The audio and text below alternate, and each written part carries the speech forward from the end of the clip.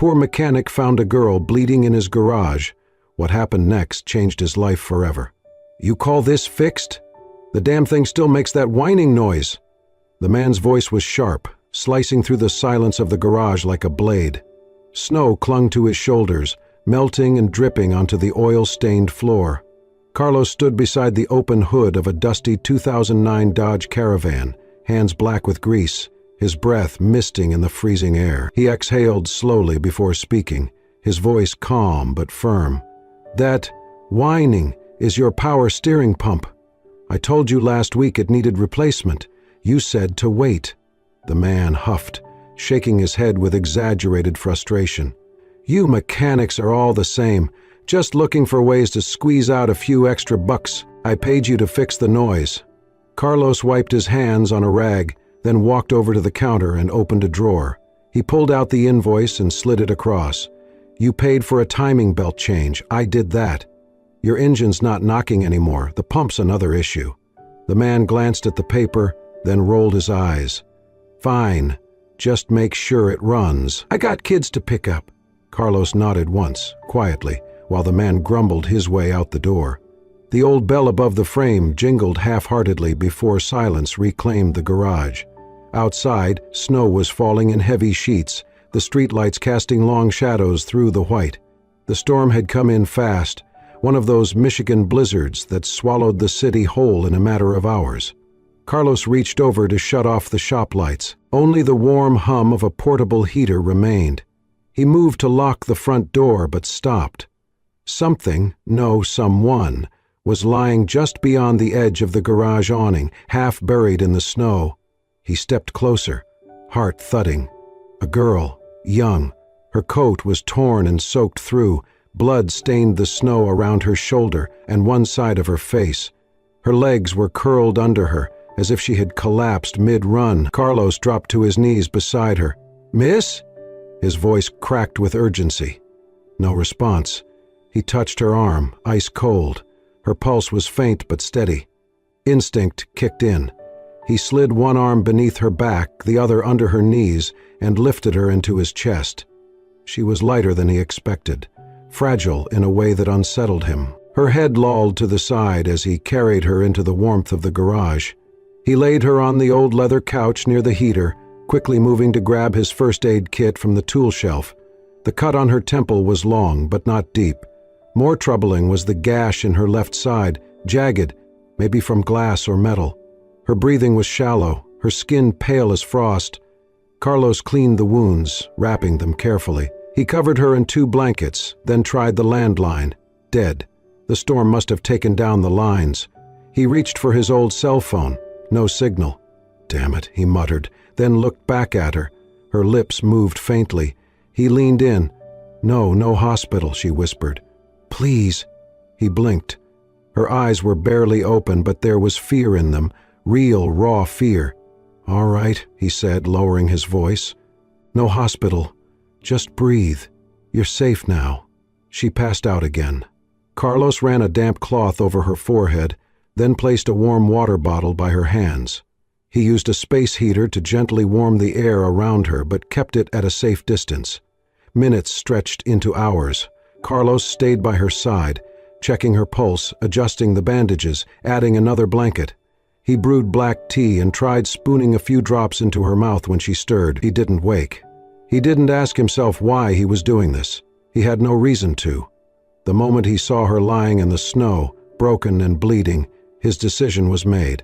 Not because it was heroic, not because he was bored or lonely, but because something in him, something old and stubborn and quietly aching, knew it was the only right thing left in a world that too often forgot how to care. Outside, the wind screamed against the garage doors, but inside there was warmth. A girl slept, wounded and afraid. A man kept watch, hands still stained with oil but now working toward something far more delicate than machines. As midnight approached, Carlos settled into the armchair across from the couch, arms crossed, jaw tight. He stared at the soft rise and fall of her chest. Whoever she was, wherever she had come from, it no longer mattered. She had found his garage, and now she was his responsibility. Anna woke slowly, like a diver surfacing from deep water. The soft buzz of an old heater, the scent of engine grease mixed with something warm, chicken broth maybe, filled her senses before her eyes even opened. When they did, she found herself staring at a cracked ceiling and the faint glow of morning behind frosted windows. She sat up abruptly, pain shooting through her side, and gasped. Her arms flailed, reaching for something, anything, until a calm voice met her panic. "Easy," Carlos said from across the room. He stood near a workbench, holding a steaming mug. "You are safe here." She blinked at him, unsure. Where am I?" "My garage," he answered. "You were hurt. Found you outside 2 nights ago. Snowstorm. You remember anything?" Anna looked down at the bandage on her arm, then at the blanket wrapped around her legs. She shook her head slowly. "Not everything," she lied. Carlos did not press. He nodded once, placed the mug on a nearby crate, and returned to his work in silence. Over the next few days, Anna moved like a shadow, quiet, reserved, watching everything. She never gave a full name. When asked where she was from, she mumbled something about upstate. But Carlos, true to the nature he had shown since the first moment, never asked more than she was ready to give. He fed her simple meals, stew, grilled cheese, oatmeal, and left them on the table without comment. He never hovered. When her bandages needed changing, he worked with the care of a man tuning a delicate engine, his hands gentle and precise. In return, Anna began to help around the garage. She swept the floors, organized tools, folded rags. One afternoon, she surprised Carlos by correctly identifying a worn-out alternator. "My dad taught me a little," she said, eyes downcast. Carlos smiled softly but said nothing. As the days passed, Anna began to heal, physically and otherwise. The darkness in her eyes slowly gave way to something softer. At night, she sat by the heater with a book Carlos had left on the table. During the day, she sometimes watched him work, curiosity flickering in her gaze. Once, while trying to lift a box of brake pads, she winced and stumbled. Carlos caught her elbow without a word, steadying her. She looked up at him, startled, and for a moment their eyes locked. Something passed between them, unspoken, fragile, real. "I am sorry," she murmured. I am not trying to be a burden." "You are not," he replied quietly. "People need help sometimes. That's just life." She swallowed hard. Later that night, by the weak light of the garage's only lamp, Anna finally said, "I ran away." Her voice was brittle. "From someone powerful? Someone family?" Carlos simply nodded. "I figured it was something like that." "You are not going to ask who?" she whispered. "No." She stared at him for a long time, then finally looked away. "Thank you." The snowstorm eased by the end of the week. The city beyond the garage slowly stirred again. Buses resumed their routes, neighbors shoveled sidewalks.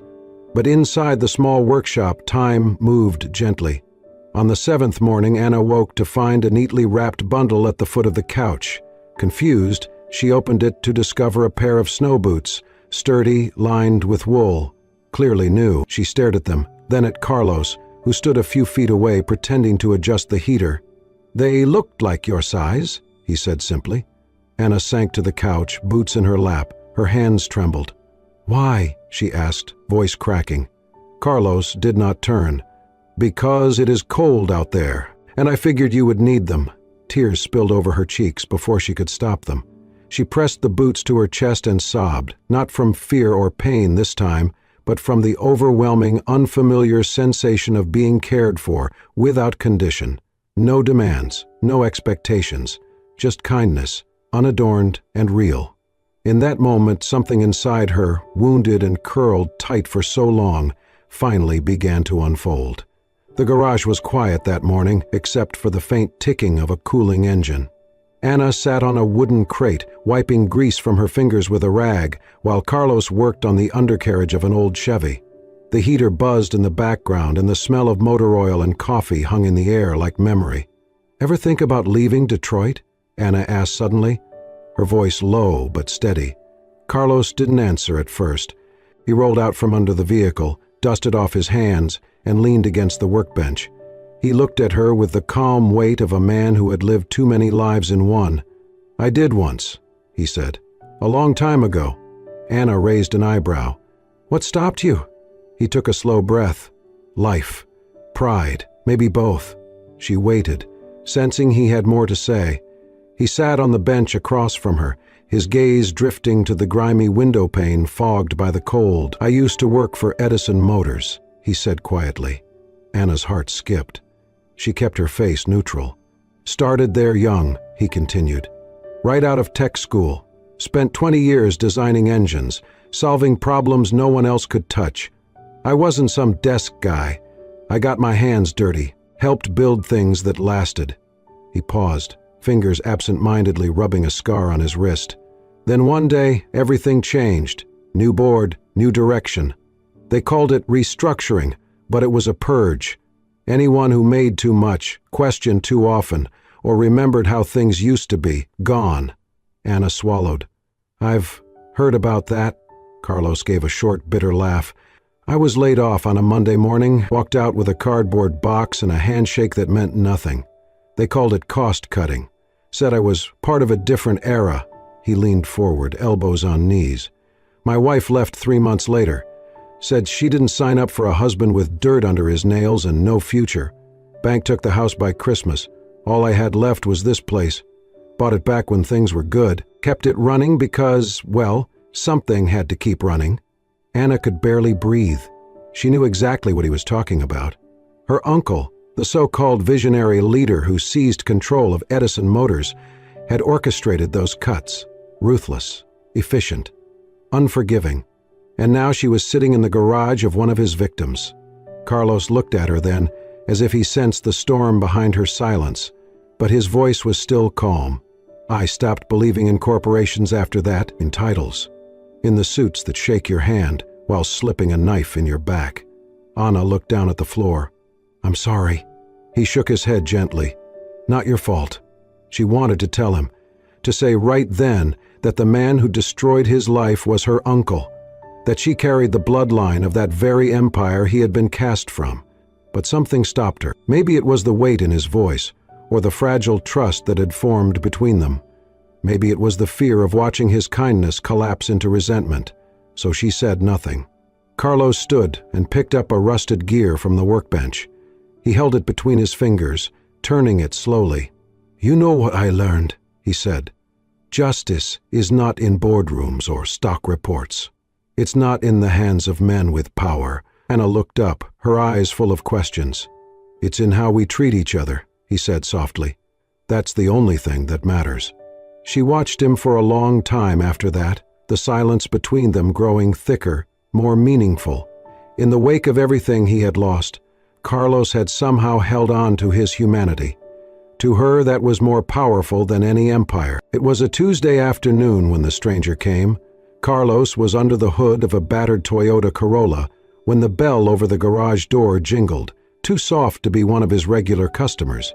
He looked up and saw a tall man in a dark coat, collar turned up, face clean-shaven, eyes sharp beneath a winter cap. Afternoon, Carlos said, wiping his hands on a rag. The man nodded curtly. You the owner? Carlos nodded. I'm looking for someone, the man continued, glancing around the garage. Young woman, early 20s, brown hair. May be injured. Disappeared last week during the storm. Carlos tensed but kept his expression unreadable. Plenty of people disappear during a storm. This one's different, the man said. She's important. Family's worried. Carlos kept his tone even. You got a name? The man smiled slightly. She goes by Anna. Carlos folded the rag and set it aside. No Anna here. The man tilted his head. You sure about that? Carlos held his gaze. I'd remember someone bleeding and lost showing up at my garage. A pause. The stranger studied him, then reached into his coat and produced a card. In case you see anything. Carlos took it without looking and slipped it into his pocket. The man turned and walked out without another word. Carlos waited until he was out of sight before turning off the engine he had been working on. He walked quietly to the back room, where Anna was folding rags by the heater. She looked up at his face and froze. Someone came looking, he said softly. She went pale. Did he say my name? Carlos nodded. Anna sat down slowly, hands trembling. "I have to tell you something," she said, her voice barely more than a whisper. He waited. She looked at the floor, then back at him. "My name is Anna Reed. My grandfather was the founder of Edison Motors." Carlos's jaw clenched, but he said nothing. "My father, Jonathan Reed, was supposed to take over after my grandfather passed. He was next in line, everyone knew that. But my uncle, my father's younger brother, Daniel, he convinced the board my father wasn't mentally fit, that he needed rest, treatment. Within weeks he was pushed out." Carlos leaned against the doorframe, arms crossed. Anna kept going, the words coming faster now. "They said it was temporary, but it wasn't. My father was confined. I could visit him, but only under supervision. It felt like a prison." She swallowed hard, her eyes filling. "Then a few weeks ago, I found something. Financial records, buried in an encrypted server. Massive fraud. My uncle's been funneling money through shell companies. I printed what I could, but he found out, and I ran." Carlos exhaled slowly, the air leaving his lungs like a tire deflating. "I did not know where to go," Anna continued, "but I remembered my grandfather talking about a man, a brilliant engineer, someone who helped build the first engines for the Eclipse line, a man named Carlos Ramirez. He said you had integrity, that you were one of the good ones." Carlos looked away, staring at a dent in the steel wall. "I never meant to lie to you," she said, her voice breaking. "I was scared. I still am." For a long moment, neither of them spoke. The only sound was the steady hum of the heater and the wind pressing against the windows. Then Carlos stepped outside. He stood in the cold for nearly a full minute, snowflakes melting on his shoulders, breath rising like steam. He looked out across the empty lot, the gray sky heavy with silence. When he finally walked back in, Anna was sitting exactly where he left her, face downcast. Carlos approached her. Slowly, like a man approaching a skittish animal, he knelt in front of her, gently placed a hand on her shoulder, and said, "I already knew." Her eyes widened. "I figured it out yesterday," he said, "the way you held that wrench, the way you talked about engines like you grew up with them, and the way you flinched every time you heard a car pull in." She started to speak, but he stopped her with a small shake of his head. "I did not keep you here because I did not know," he said softly. "I kept you here because I did." Anna stared at him, stunned, her lips parting without words. "You are not the sum of what your family did," Carlos said. "You are who you choose to be." And in that moment, the weight she had carried for days, the fear, the guilt, the doubt, seemed to ease, just enough to let her breathe. The days that followed settled into a quiet rhythm. Snow still blanketed the streets outside, but inside the garage, life moved with quiet purpose. Carlos began to teach Anna more about cars, not just the basics, but the subtle art of understanding how a machine speaks when something is wrong. "This sound," he said one morning, tilting his ear toward the rumbling engine of an old Ford. "That rattle, not the transmission. It is the heat shield on the exhaust." Anna squinted, listening. "You can tell just by the sound?" Carlos gave a small nod. "Every car has a voice. You just have to learn how to hear it." He never raised his voice, never rushed. He stood beside her as she fumbled with tools, gently correcting her grip, showing her where to press, when to pull, how to listen. "You are not just fixing machines," he told her. "You are listening to something someone else gave up on." Anna soaked it in. She kept a notebook filled with little drawings, diagrams, and notes in her careful handwriting. But at night, after dinner, she wrote something else, pages filled with reflections, hopes, fragments of healing. "He does not talk much, but I feel safe when he is near. He watches everything, says little, but his silence is never cold. It is the kind of silence that listens, that says, 'You matter,' even when you do not speak." She cooked meals on the rusted hot plate in the back office, simple things like scrambled eggs and canned soup with herbs. One evening she made a grilled cheese sandwich that burned slightly at the edges. Carlos ate it without complaint. "It is extra crispy," he said, and the corners of her mouth turned upward into a rare smile. For the first time in her life, she felt like a person, Not a name, not a legacy, not a pawn. Just Anna. They never spoke of what came next. The outside world remained distant, unreal. Here in this quiet garage, surrounded by the smell of motor oil and steel, something rare was blooming. One night, long after the tools had been put away and the heater hummed in its steady rhythm, Carlos sat at his desk, staring at an old photograph in his wallet. Anna watched him from the doorway, sensing something had shifted. "Is that your family?" she asked softly. He didn't look up. "My daughter, Isabella." Anna approached slowly, not wanting to intrude. He handed her the photo, a girl, maybe 10 or 11, with wild curls and a smile that stretched from ear to ear. "She was everything," he said, voice low, smart, curious, always wanted to know how things worked. Anna sat beside him. "What happened?" Carlos closed his eyes for a moment. "Car accident, 3 years ago. Some drunk teenager ran a red light. She did not stand a chance." Anna's breath caught. "My wife, she could not stay after that. She said I reminded her too much of what we lost. I tried to hold us together, but..." He let the sentence fade. Silence settled between them. "I see her sometimes," he said, "in small things, in people who do not even know her name." Anna looked down at her hands. "I am sorry." He turned to her then, eyes soft but unreadable. "You remind me of her, not in the way you look, but in the way you are always trying to fix something, even when it hurts." Anna blinked fast, emotion rising in her throat. "I do not know why you ended up here," he said, "but maybe I needed you as much as you needed me." She reached out, placing her hand gently over his. "Maybe we both needed a place to start over." He nodded once, slowly, as if accepting something deeper than words. That night, in her journal, she wrote, "He lost everything, yet he gave me hope. He does not know it, but he is teaching me more than how to fix cars. He is showing me how to live." The snow had begun to melt. Small puddles gathered near the garage door, and the sharp chill of winter slowly gave way to the damp breath of early spring. But the warmth outside could not reach the heaviness in Anna's chest. She stood near the workbench, clutching a worn folder to her chest. Inside were the documents, printouts, emails, account transfers, all carefully copied from her uncle's encrypted server. It was enough to blow open the fraud, to bring legal fire down on Edison Motors and restore her father's name. But it was also dangerous. If she moved too soon or trusted the wrong person, it could all disappear. Carlos stood across from her, wiping his hands with a rag, though they were already clean.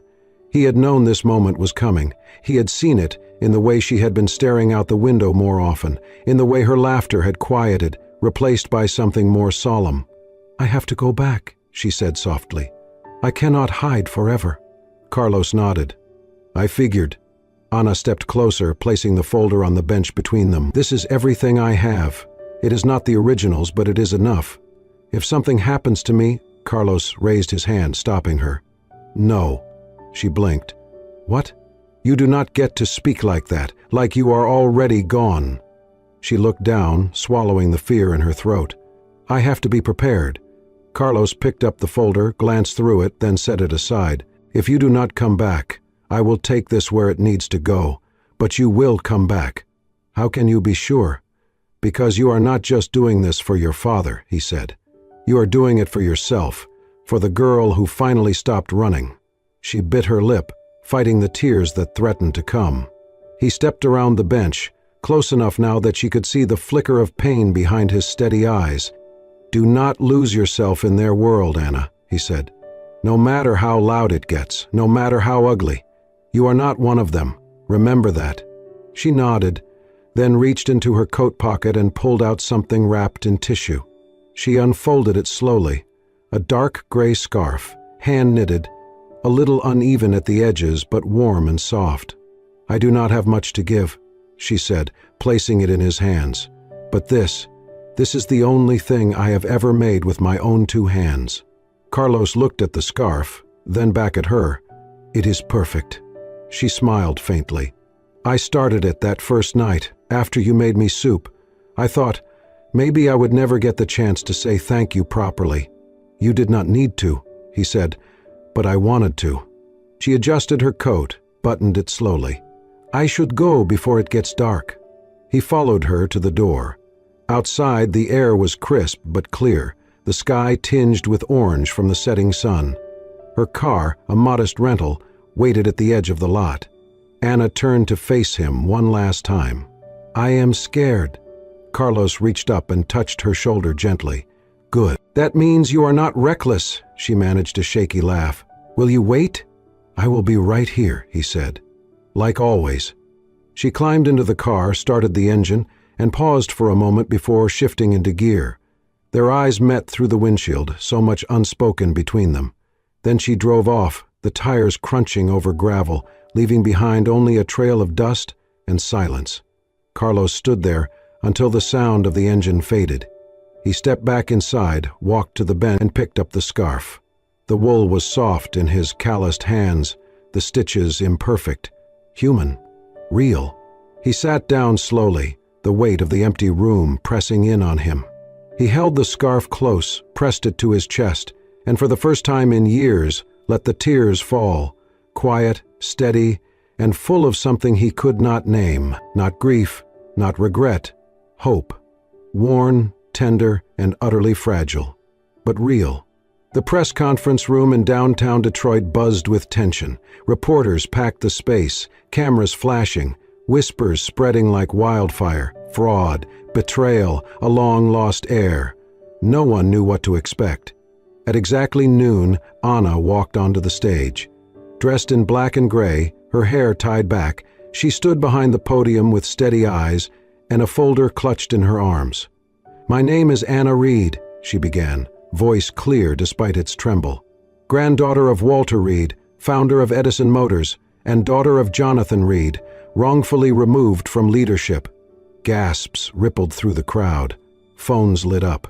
For the last 2 years, my uncle, Daniel Reed, manipulated the company's leadership and records, pushing my father out under false claims of instability. She lifted a document from her folder, emails, audit reports, and internal memos proving his actions. Reporters leaned forward, scribbling. Flashbulbs flared. I ran after uncovering the truth, Anna continued. My life was threatened, but thanks to someone kind, I survived. I returned not for power, but for the people who believed in what this company used to stand for. She paused, emotion rising. I'm not here to claim a title. I'm here to end a lie. She stepped aside. From behind the curtain, Jonathan Reed emerged, older, slower, but unmistakably strong. The room fell silent. Anna met him at center stage. No words, just a long, tearful embrace between father and daughter. When they separated, Anna returned to the microphone. I don't want to lead Edison Motors, she said. It belongs to its people, builders, dreamers, and workers. People like Carlos Ramirez. A stir of curiosity swept the room. Carlos helped design the Eclipse engine. He was fired during my uncle's purge, not for failure, but for standing by his principles.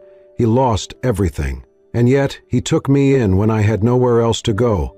He taught me what it means to rebuild, not with money, but with honesty. She placed another document on the podium. Effective immediately, Carlos Ramirez will serve as senior consultant to the Edison Foundation, a new initiative focused on ethical innovation and community investment. Shutters clicked, questions flew, but Anna's final words silenced them all.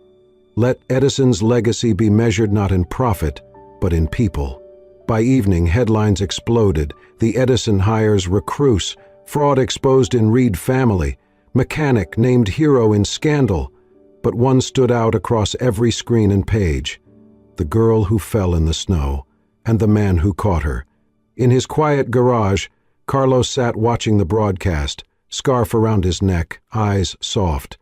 When the screen showed Anna and her father together, he smiled, not with pride or revenge, but with quiet, enduring peace. He had repaired many engines, but this was redemption. The late afternoon sun cast long shadows over the pavement outside the garage. Spring had arrived, warming the concrete, coaxing green from the trees. A light breeze carried the scent of engine grease and early blossoms. Carlos pulled his truck into the lot, the engine low and steady. It had been a month since the press conference, since Anna stood before the world and spoke the truth, since she handed him a scarf and a goodbye. He had not seen her since. The garage looked the same, yet different. Windows washed, the calendar replaced. There was care in the details, as if someone had been watching over it. Then he saw her.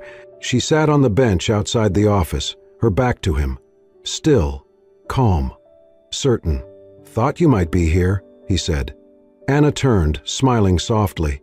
She rose and walked to him, her steps confident. "I told you I would come back," she said. "I'm glad you did," he replied.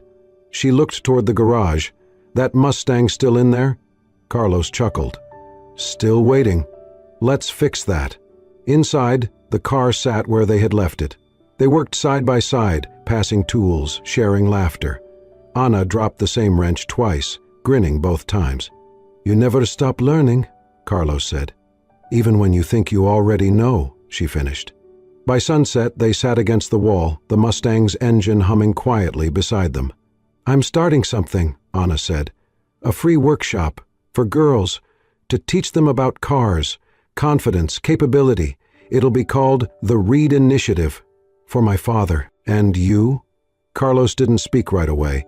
Then he reached into his pocket and handed her a folded paper. She opened it, reading in silence. "Director?" she asked, eyes wide. He nodded. "A new tech center, approved by the Edison Foundation, for vets, workers needing a second chance. What's it called?" "The Jonathan Reed Center for Innovation." She blinked quickly, her voice soft. He would be proud.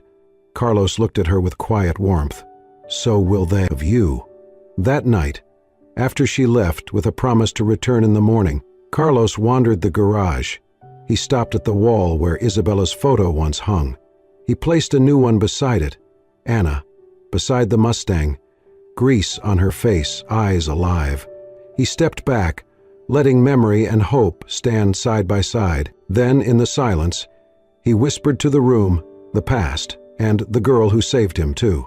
Sometimes, people come into your life not to change you, but to remind you who you were when you still believed in kindness. And for the first time in years, Carlos Ramirez smiled. Thank you for watching this emotional journey of healing, redemption, and unexpected love. If this story touched your heart, reminded you of the beauty of kindness, or made you believe again in second chances, then it did exactly what it was meant to do. At Soul-Stirring Stories, we share powerful tales like this one, real or inspired by life, that bring light to the darkest corners of the human experience, stories that warm your heart, make you think, and sometimes make you cry in the best way. If you believe in the power of compassion, resilience, and human connection, be sure to subscribe to Soul-Stirring Stories and hit the bell icon so you never miss a story that could change your day or even your life. Until next time, stay kind, stay hopeful, and remember, some stories don't just entertain, they heal.